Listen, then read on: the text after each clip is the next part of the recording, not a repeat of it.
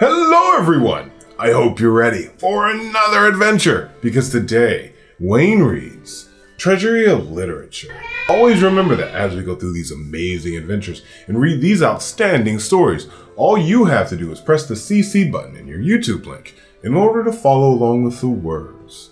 Now I think Bumblebee will be perfect to join us for today's adventure. Now that Bumblebee is here, let's jump in. Treasury of Literature. Class President. On the first day of school, Julio Sanchez's new teacher, Mr. Flores, tells the class about some interesting things he has planned for the school year. In the math class, the students are going to decide how they are going to spend $1 million. They are also going to elect a class president, something that Julio and the other students have very excited about. The next morning, in Mr. Flores' class, everyone was kept busy discussing how he or she would spend $1 million. Just before lunchtime, Cricket raised her hand. Can't we vote for a class president today, she asked. She was probably going to nag the teacher about it every day, thought Julio. What's the rush? Asked Mr. Flores. This is only the second day of school. We have a whole year ahead of us. Don't remind me, Julio groaned under his breath, but loudly enough for Lucas and the others nearby to hear. You said we should wait to get to know each other better, Cricket pointed out, but we already know each other. Yeah, several of the fifth graders chorused. It's true you know each other better than I know you, said Mr. Flores. But since you've never voted for a class president before, you may not have thought about what qualities a president should have. It's not going to be someone that everyone likes, said Arthur. True, Mr. Arthur said. However, is an election just a popularity contest? Does the most popular person make the best president? It's the most popular person who always wins an election, said Zoe. Yes. Nevertheless, a person should be popular for the right reasons, said Mr. Flores. What qualities should a good president have? No one answered. Even Cricket, who always had the right answers, even to the hardest questions, didn't know what to say. What about leadership ability? Asked Mr. Flores. But the teacher is the leader, said Cricket. Of course, said Mr. Flores, but the students you elect must have the potential to be a leader, even though the teacher is still in charge. Sometimes teachers are absent, Lucas pointed out. Yeah, but then we get a substitute, said Julio. Just then the bell rang for lunch. We'll have an election on the second Friday in September, said Mr. Flores. I want you to think about the best candidate for the job. Look for a good leader, someone who is fair and stands up for what he or she thinks is right. Think about someone who is concerned about the whole class and not just a few special friends. Julio looked at Cricket. She was very smart and she spoke out a lot in class. Probably she would make an okay president, but he didn't think she thought about everyone except herself and a few of the girls who were her friends. Mr. Flores was right, Julio thought as the class headed down to the lunchroom. He wondered if he had what it took to be a good leader. Lunch that day was another one of Julio's favorites. Hot Diggity Dog, a fancy name for a hot dog on a bun with a potato puffs, coleslaw, and oatmeal raisin cookies. Cricket looked around the table.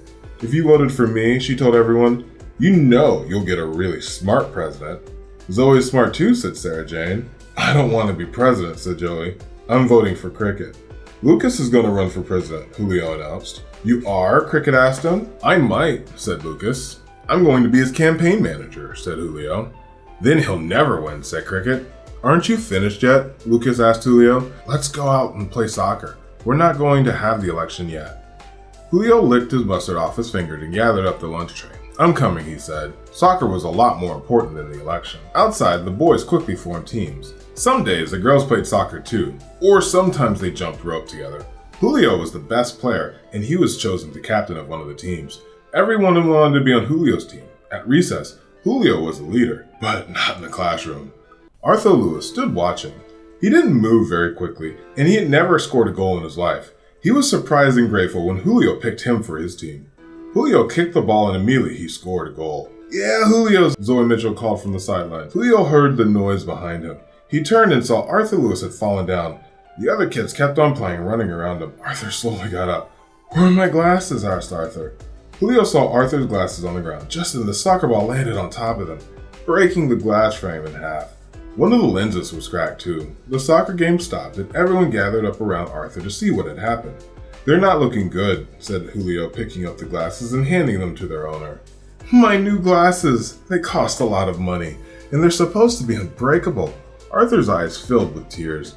My mother's going to have a fit. Cry baby, someone called. He's not crying, said Julio. His eyes are tearing up because he's straining to see without his glasses. Julio put his arm around Arthur's shoulders. Don't worry, he said. We'll all chip in to help you pay for them. Hey, no way, said one of the boys. Just because he falls down over his own feet doesn't mean he has to pay for his glasses. Who kicked the ball that landed on the glasses, asked another boy. That doesn't matter, said Julio. We were all playing, so we should all chip in. It's only fair. It's an awful lot of money, said Arthur. I don't think you'll be able to pay for them. Don't worry, said Julio. We'll figure out a way. He stuck his hands into his pockets and had a quarter and 2 pennies. He handed them to Arthur. This is just the start, he said. Who else has some money? I spent my allowance already, Sarah Jane Cushman said. Besides, the girls weren't even playing soccer today. That's not the point, said Julio. Arthur is in our class, and I think we should all help him out. Lucas handed over a dime and 2 quarters, even without his glasses on. Arthur could figure out that he had only 87 cents. It wasn't even enough for the tiny screws for the frames. The teacher, who was supervising recess, came over to see what was wrong. Are you hurt? She asked. Just his glasses, Julio said as the bell rang for the students to return to the building. Julio kept his arm around Arthur's shoulders as they went inside. It's okay, he said. We'll get the money. Tell your mom not to worry. It will take just a little more time. I hope it doesn't take too long. I can hardly see anything without my glasses, complained Arthur. I'll be your seeing eye boy, said Julio, and he guided Arthur right to his seat. Arthur broke his glasses, Cricket announced when they were all seated. Kevin Shea did it, said Sarah Dean. He kicked the soccer ball that landed on Arthur's glasses. Everyone spoke at once, trying to explain the accident. Finally, Mr. Flores had the whole picture. We should all chip in to help them pay for the glasses, said Julio. We could earn the money.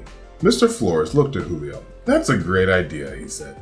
Any suggestions on how we could do it? We could put together a play and charge admission, said Lucas. A project like that would take a long time, said Mr. Flores. If we're going to pay for Arthur's glasses, we have to do something quickly. I know, said Cricket. We could have a bake sale. My mother taught me how to make chocolate chip cookies.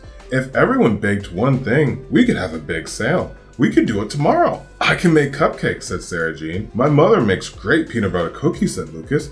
I bet she'll help me make some for the sale. Soon, everyone had suggestions on what they could bake. Lucas had never baked anything in his life, and he knew his mother would be too tired to start making cookies or when she got home from work. What about you, Julio? Asked Cricket. She was making a list of what everyone could bring. We already have cupcakes and 2 kinds of cookies. We can't have too many people bring the same thing. Julio thought fast. Brownies with lots of nuts. Good, said Cricket, and she wrote that down on her list. Tomorrow seems too soon, said Mr. Flores, as the students went on with their planning. Let's have the sale on Friday. We'll put up signs around the school so everyone will know about it. And then they'll bring a little extra money. Arthur Lewis spent the rest of the afternoon in a haze. He couldn't concentrate because he was worrying about what his mother would say when she saw the glasses. Julio Sanchez spent the rest of the afternoon in a daze. Somehow, he had to figure out how to make brownies between now and Friday. Brownies with lots of nuts? He must have been nuts himself. After school, Julio walked home with Lucas until they reached the street where they always parted. Julio shifted his backpack and kept walking. He wondered what things beside the chocolate you needed to make brownies. Milk, eggs, sugar, nuts. When he reached the next corner, he saw a boy sitting on the curb. It was Arthur Lewis. Hey Arthur, Julio called out. What are you doing here? Don't you take the bus? I couldn't see the numbers on the buses without my glasses, Arthur explained. So I didn't get on any bus at all. Now I'm probably going to get run over before I get home. Arthur sighed. I don't want to go home anyhow. My mother's going to be furious. Don't worry, Julio said. Tell her that our class is going to raise the money for the new glasses. You tell her, said Arthur. She won't yell at you. Why would she yell at you? You didn't break the glasses on purpose.